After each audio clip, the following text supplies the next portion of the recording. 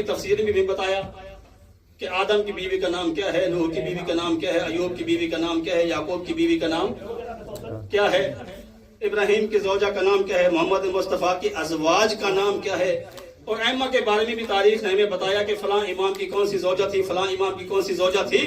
تو قانون فطرت ہے، اس لیے انبیاء نے بھی شادی کی، ائمہ نے بھی شادی کی۔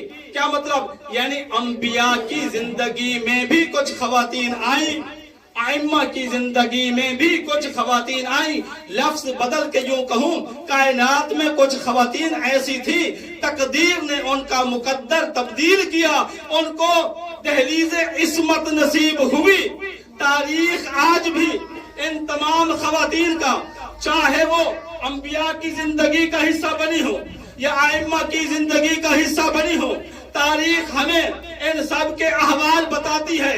تاریخ میں ان کا ذکر موجود ہے، توجہ کیجئے گا، تاریخ میں ان تمام خواتین کا ذکر موجود ہے، تاریخ میں ان تمام خواتین کا ذکر موجود ہے۔